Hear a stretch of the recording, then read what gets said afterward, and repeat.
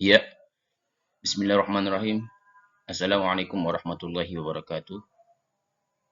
Saya akan mempresentasikan materi tentang sifat-sifat huruf hijaiyah.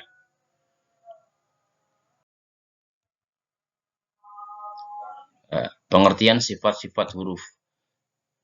Sifat menurut bahasa adalah sesuatu yang melekat atau menetap pada sesuatu yang lain. Sedang yang dimaksud sesuatu yang lain adalah huruf-huruf hijaiyah.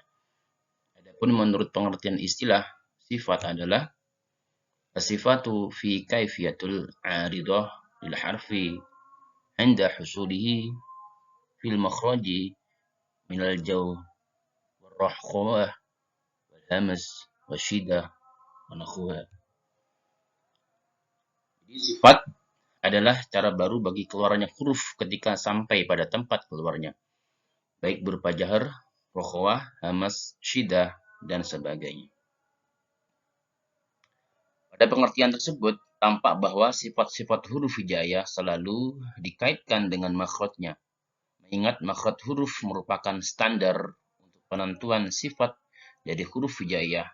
Antara sifat dan makhrajnya huruf saling terkait.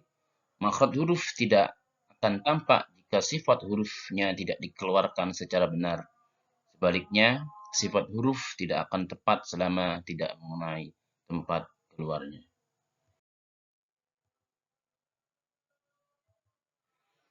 Tujuan mempelajari sifat-sifat huruf antara lain adalah sangat penting mengetahui sifat-sifat huruf hijaiyah, sebab dengan mengetahui sifat-sifat itu, maka pembaca dapat melafalkan huruf hijaiyah dengan baik, serta menghindari kekaburan antara pembacaan huruf satu dengan huruf yang lain. Misalnya antara membaca huruf sin, shin dengan sin, dal dengan zal, dan sebagainya. Dalam kitab Al-Mufid fi Ilmi Al-Tajwid dijelaskan bahwa belajar sifatul huruf, ilmu mengenai sifat-sifat huruf hijaiyah setidaknya memiliki 3 manfaat sebagai berikut. Yang pertama adalah untuk membedakan huruf yang sama makhraj. Dalam 29 huruf hijaiyah memang ada beberapa huruf yang sama atau satu makhraj. Mudah membedakan pengucapan dua huruf yang berbeda makhraj. Namun jika dua huruf yang dituju ada satu makhraj, bagaimana cara membedakannya?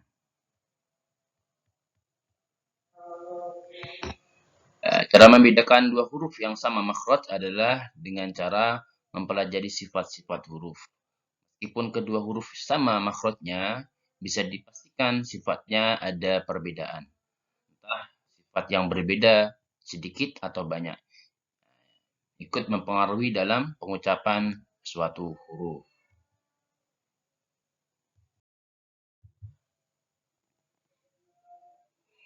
Yang kedua, untuk mengetahui huruf yang kuat dan lemah. Dalam pembahasan sifat-sifat huruf hijaiyah nanti akan ada dibagi mana sifat-sifat huruf yang kuat dan mana sifat-sifat huruf yang lemah. Apabila suatu huruf memiliki banyak sifat yang kuat, maka huruf itu disebut huruf yang kuat. Sebaliknya, apabila suatu huruf memiliki banyak sifat yang lemah, maka huruf tersebut dikategorikan sebagai huruf yang lemah. Bagaimana jika sifat-sifatnya imbang antara sifat kuat dan lemah? Maka huruf itu juga disebut sebagai huruf menengah atau tidak kuat juga tidak lemah. Mengetahui mana huruf yang kuat dan mana yang huruf yang lemah selanjutnya bertujuan untuk mengetahui seberapa besar proses idgham huruf yang kuat itu sulit diidghamkan yang ke huruf yang lemah. Sebaliknya huruf yang lemah mudah diidghamkan ke huruf yang kuat.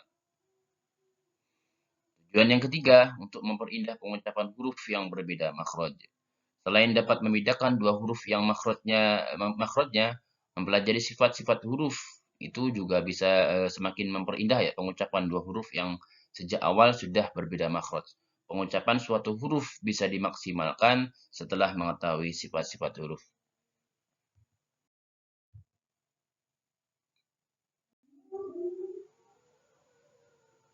Ya, macam-macam sifatul huruf. Di sini saya buatkan bagian ya. Di skema untuk membedakan antara sifat macam-macam sifat huruf.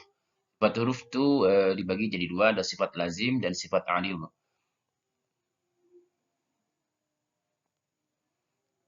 Sifat arid, sifat yang tidak memiliki lawan. Dan sifat yang tidak sifat memiliki lawan dan sifat yang tidak memiliki lawan. Jadi sifat arid itu dibagi jadi dua, ada sifat yang tidak memiliki lawan dan sifat yang memiliki lawan.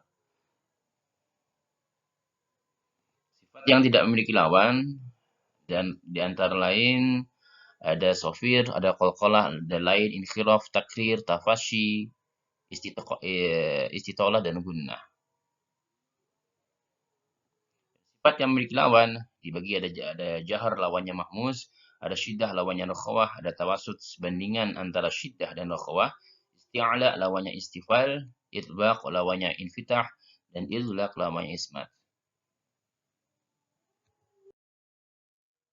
Macam-macam sifat huruf. Sifat-sifat yang melekat pada huruf hijaiyah mempunyai dua bagian, yaitu ada sifat lazim dan sifat yang tetap dalam masing-masing huruf hijaiyah. Sifat ini selamanya konstan, tetap tidak pernah berubah-ubah selama huruf tersebut digunakan untuk sifat lazim. Ini dibagi menjadi dua bagian.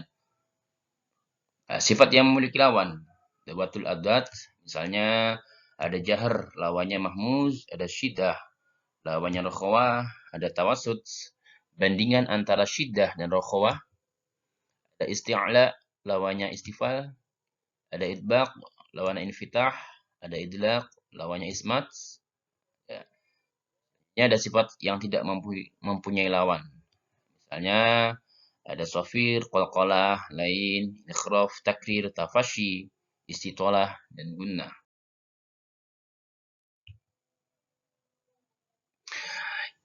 Kedua ada sifat arid. Pada sifat arid adalah sifat-sifat yang baru ada ketika huruf-huruf hijaiyah itu bertemu dengan huruf-huruf tertentu. Sifat ini tidak menetap dan selalu berubah-ubah menurut perubahan huruf yang ditemui. Pada sifat kedua ini merupakan ruang lingkup ilmu tajwid, karena yang dimaksud sifat-sifat itu meliputi ada izhar, idgham, iqlab, ikhfa, matamkin, ada matwim, ada tarqiq, ada waqaf, ada ibtida, asaktah, sukun, syakal, atau harakat, dan sebagainya. Sifat huruf yang memiliki lawan yang pertama ada jahar. Jahar lawannya adalah mahmuz atau hamas. Apa itu jahar? Jahar adalah dalam arti bahasa adalah tampak atau terang. Sedangkan dalam pengertian istilah adalah membunyikan huruf tertentu tanpa berdesis, tidak berhembus. Huruf yang bersifat jahar sebanyak 19 huruf yang terkumpul pada bait berikut ini.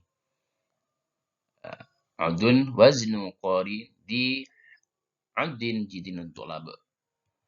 3 kata kunci ketika jahar. Yang pertama, 2 pita suara tertutup. Yang kedua, 2 pita suara bergetar. Dan 3, banyak aliran nafas tertahan. Seperti ini gambarnya.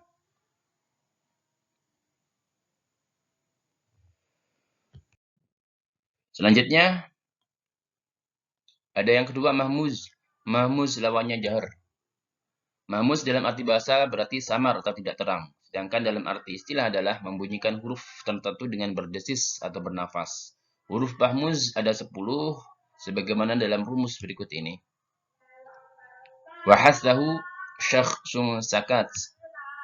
Semua huruf mahmuz tersebut dapat dibaca mahmuz, baik mati, sukun maupun hidup, kecuali huruf kaf dan ta yang hanya dibaca mahmuz ketika mati.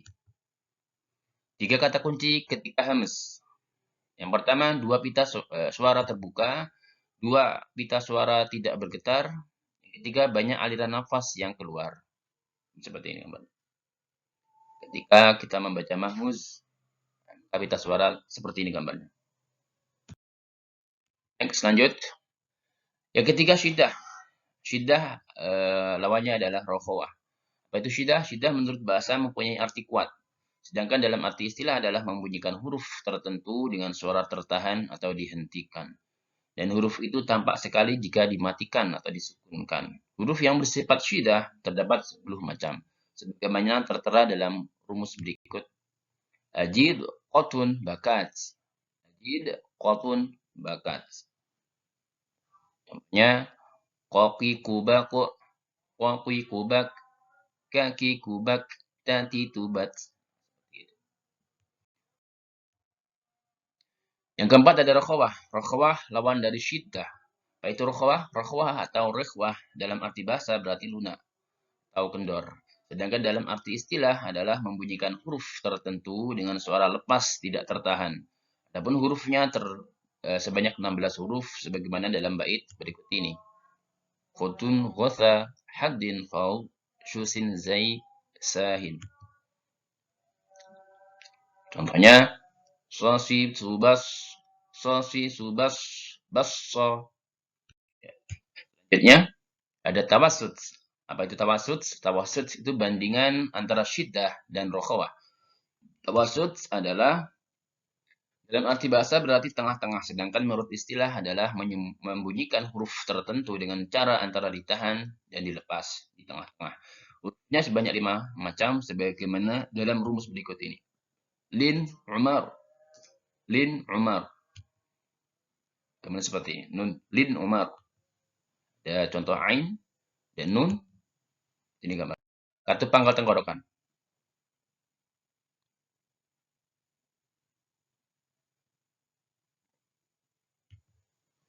Selanjutnya ada isti'ala.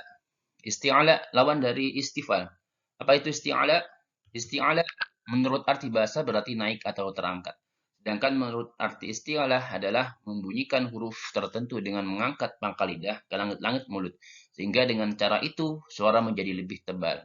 Huruf yang bersifat isti'ala ini terdapat 7 macam. Bagaimana terdapat pada rumus berikut ini. Khusun, du'atin kil, daqqa. Selanjutnya ada istifal. Istifal lawan dari isti'ala. Istifal merupakan arti bahasa berarti turun.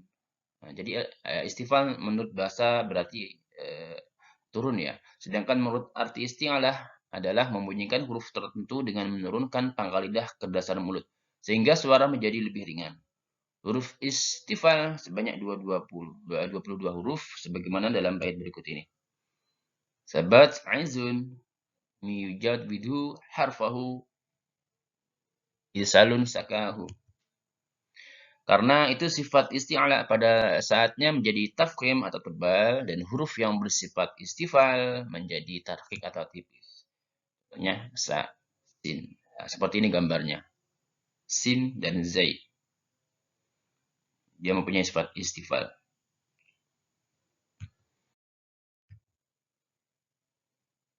Selanjutnya ada idbaq. Apa itu idbaq? Idbaq lawan dari infitah. Idbaq menurut arti bahasa berarti melekat. Sedangkan menurut arti istilah adalah membunyikan huruf tertentu dengan lidah melekat pada langit mulut ketika mengucapkan huruf atau melengkungkan keliling lidah ke langit-langit yang menjadikan suara huruf lebih tebal. Huruf yang bersifat idbaq sebanyak 4 macam. Itu shad, dad, ta, dan dha.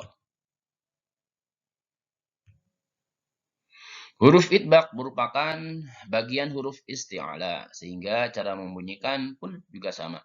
Namun untuk huruf isti'ala yang tergolong huruf idbaq maka cara membunyikan lebih tebal dari huruf-huruf isti'ala yang bukan tergolong idbaq. Seperti itu. Kaf, qaf seperti ini. Huruf isti'ala antara huruf idbaq dan huruf infitah. Perbedaan seperti ini. Kita lihat di bagian lidah, bisa nempel ke langit atas. Dengan demikian, huruf isti'ala dibagi menjadi 4 bagian. Pertama, paling atas terangkatnya sehingga suara paling besar. Hal itu apabila hurufnya berbaris dhammah. Contohnya, lu, khu, tu, dan ku. Contohnya, dalam ayat Al-Quran, al-maghdubi. Selanjutnya, yang B agak terangkat ke atas, sehingga suaranya besar secara wajar. Hal itu apabila huruf berbasis fathah. Contohnya, dha, qa, dha, dha. Contohnya dalam Al-Quran, dhalimin, dhalimin. Selanjutnya yang C, agak diturunkan ke dasar mulut sehingga suaranya agak kecil. Itu apabila hurufnya dimatikan atau sukun. Iu, iu, au. Contohnya, libuna. Dan yang paling bawah, yang D, paling bawah di dasar mulut sehingga suaranya paling kecil. Hal itu apabila huruf berharkat kasroh. Contohnya wi, khi, dan ri. Muttaqin. Nah, contohnya dalam Al-Quran. Selanjutnya yang sifat huruf yang mempunyainya lawan ada infitah namanya. Infitah lawan dari idbaq. Apa itu infitah? Infitah adalah dalam arti bahasa adalah terbuka, sedangkan menurut istilah adalah membunyikan huruf tertentu dengan lidah merenggang dari langit-langit. Mulut ketika mengucapkan huruf atau tidak melengkungkan keliling lidah ke langit-langit sehingga suara menjadi kecil. Huruf yang bersifat infitah sebanyak 25 huruf yang tersimpan pada bait. Ini banyak ya.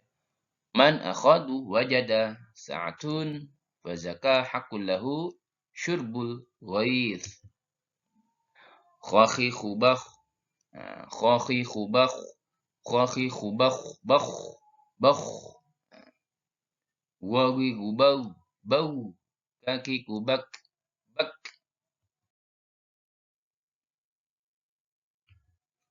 Pada huruf-huruf infitah terdapat dua qaf, ghain, dan kha yang ketiganya termasuk huruf isti'ala.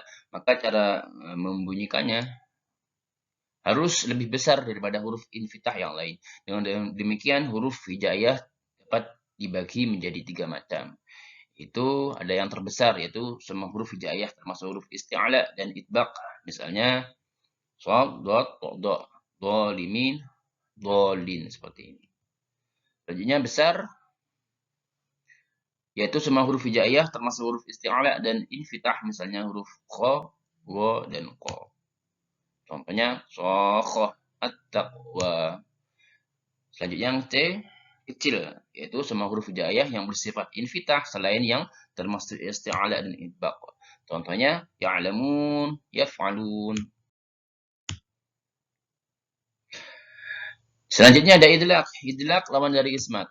Idlaq menurut bahasa artinya adalah berarti ujung. Sebut ujung sebab sebagian hurufnya keluar dari ujung lidah dan sebagian yang lain keluar dari ujung bibir. Huruf idlaq ini sebanyak 6 macam.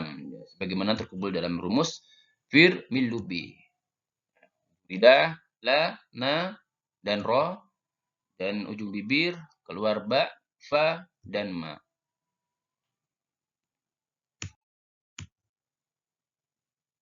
Selanjutnya ada ismat. Ismat lawan dari idlaq. Ismat menurut arti bahasa berarti melarang atau mencegah. Sedangkan menurut arti istilah adalah mencegah terbentuknya kata dalam bahasa Arab yang terdiri dari 4 atau 5 huruf yang aslinya hanya menggunakan huruf ismat saja. Jika itu terjadi, maka asalnya bukan bahasa Arab. Nah, jadi huruf ismat sebanyak 23 macam. Sebagaimana dalam bait berikut. Sisa huruf hijaiyah selain huruf idlaq. Jizun, rishi, syakhiti, sodda, sikotin, ida, wa aduhu, yakhuduk. Idlaq dalam ismat dan ismat bukan pembahasan ilmu tajwid, melainkan bagian dari ilmu shorof. Tidak ada kaitannya dengan ilmu tahsin Al-Quran. Seperti contohnya. Sifat-sifat yang tidak mempunyai lawan. Ada sifat lazim yang tidak mempunyai lawan terdapat 8 macam, yaitu ada sofir. Sofir menurut arti bahasa berarti siul atau seruit. Sedangkan menurut arti istilah adalah membunyikan huruf tertentu dengan bersiul atau berdesis antara dua buah bibir. Ketajaman huruf disebabkan lewat dari tempat yang sempit. Huruf yang bersifat sofir ada 3 macam.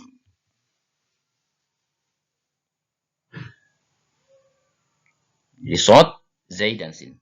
Antara sofir dan mahmus hampir sama. Bedanya hanya lebih kuat atau tidaknya. Cara pengucapan sofir dikuatkan melebihi cara pengucapan mahmuz yang sekedar berdesis. Karena itu huruf sofir dibagi menjadi 3 macam. Ada sofir kubro, yaitu sifat sofir yang besar, yang terdapat pada huruf za. Contoh, az-zabur. Selanjutnya ada sofir wusta, yaitu sofir yang di tengah-tengah, yang terdapat pada huruf sod. Contohnya, sodiqin, sodiqin. Ada sofir sugro, yaitu sifat sofir yang kecil yang terdapat pada huruf sin. Contohnya, bismillah, bismillah, bismillah. Selanjutnya ada sifat huruf yang tidak milik lawan, ada yang kedua qalqalah. Qalqalah menurut arti bahasa berarti goncang, sedangkan menurut arti istilah adalah membunyikan huruf tertentu dengan melebihkan atau mengguncangkan pada makhrajnya, sehingga terdengar pantulan suara yang lebih kuat. Huruf yang bersifat qalqalah sebanyak 5 yang terkumpul pada rumus qad, bujadi, qaf, ta, ba, jim, dan dal. Selanjutnya, huruf yang bersifat qalqalah dibagi menjadi 3 macam, yaitu qalqalah kubra, qalqalah sughra, dan qalqalah akbar. Qaf. Qalqalah kubra adalah bacaan qalqalah yang besar, sedangkan dalam arti istilah adalah huruf qalqalah itu mati sukun di ujung kalimat. Atau dengan kata lain, bunyi mati huruf itu baru datang sesudah diwakafkan. Contohnya, zaujim bahij, ulul albab, bil qist. Gitu. Qalqalah sughra adalah qalqalah kecil. Menurut arti istilah adalah apabila bacaan huruf qalqalah itu mati di tengah-tengah kalimat. Dengan kata lain, matinya huruf qalqalah itu merupakan bawaan asal, bukan karena diwakafkan. Contohnya, yaqta'u, yaqta'u, yaqu. Nanti qafnya dipantul. Sedangkan qalqalah akbar adalah bagian dari pembagian qalqalah. Qalqalah akbar artinya adalah qalqalah yang paling besar. Qalqalah akbar adalah apabila huruf qalqalah bertasydid berada di akhir kata dan diwakafkan. Terbacanya adalah ditahan untuk menyempurnakan tasydid lalu dipantulkan. Contohnya, tabbat yada abi lahabi wa tab, hajj. Dan banyak lagi contohnya dalam Al-Quran. Selanjutnya, sifat huruf yang tidak memiliki lawan yang ketiga adalah lin. Lin atau bisa disebut dengan lain, menurut arti bahasa adalah lunak. Sedangkan dalam arti istilah adalah membunyikan huruf tertentu dengan lunak tanpa paksaan. Huruf lin terdapat 2 macam, yaitu ya, ya, dan wawu. Ketentuan ini berlaku jika huruf lin jatuh setelah harokat fathah. Contohnya au, ai, seperti itu. Ya. Yang keempat ada inkhiraf. Apa itu inkhiraf? Inkhiraf menurut arti bahasa berarti condong. Sedangkan menurut arti istilah adalah membunyikan huruf tertentu dengan mencondongkan huruf pada makhrajnya sendiri pada makhraj huruf yang lain. Nah, itu dalam melafalkan lidah harus dilenturkan. Hurufnya ada 2 macam, yaitu huruf lam dan ra. Lam condong keluar atau ke ujung lidah, sedangkan ra condong ke dalam serta sedikit keluar dari huruf atau makhraj lam. Ra, ra.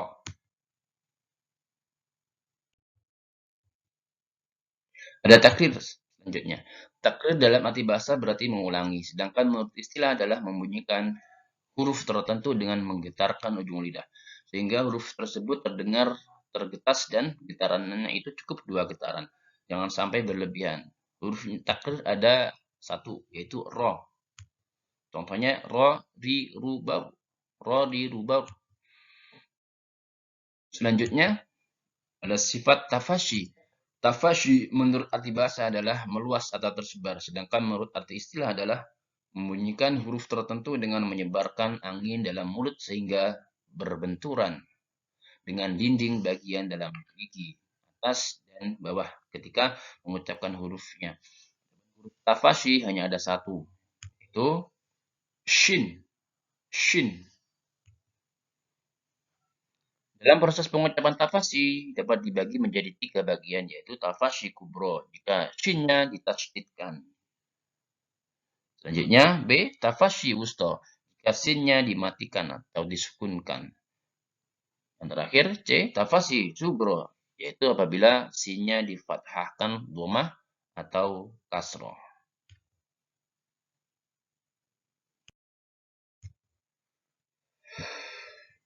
Selanjutnya ada istitolah. Istitolah menurut arti bahasa berarti memanjangkan. Sedangkan menurut istilah adalah membunyikan huruf tertentu dengan memanjangkan suaranya dari permulaan tepi lidah hingga penghabisan lidah. Sampai tersambung dengan makhraj lam. Huruf istitolah hanya ada satu. Itu do. Do. Dalam huruf ini huruf yang paling sulit diucapkan sehingga Nabi Shallallahu Alaihi Wasallam bersabda, aku orang yang paling fasih atau benar dalam pengucapan huruf dot. Ini gambarnya.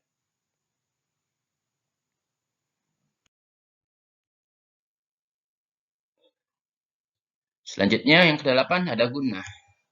Gunnah dalam arti bahasa berarti berdengung, sedangkan arti istilah adalah membunyikan huruf tertentu dengan mendengungkan suara yang keluar dari pangkal hidung. Huruf gunnah yaitu mem dan nun, baik hidup maupun mati, yang idhar, ikhfa maupun idgham. Contohnya mamimu am am nani nuban nani nuan an. Gunnah merupakan sifat yang tetap bagi kedua huruf tersebut, hanya saja ketika ditasydid lebih kuat daripada ketika idgham. Ketika idgham lebih kuat daripada ketika sukun, sedangkan ketika sukun lebih kuat daripada ketika hidup. Sampai di sini bab yang menjelaskan tentang sifat-sifat huruf hijaiyah. Mudah-mudahan kita jadi mengerti dan sifat huruf tersebut, memahami bagaimana cara membunyikannya. Mengetahui mana yang sifat huruf tetap dan tidak berubah, kebalikannya dari jahar ataupun hamas, dan mengetahui sifat-sifat huruf yang tidak mempunyai lawan. Alhamdulillah Rabbil Alamin. Sekian dari saya. Bila wa taufiq hidayah. Assalamualaikum warahmatullahi wabarakatuh.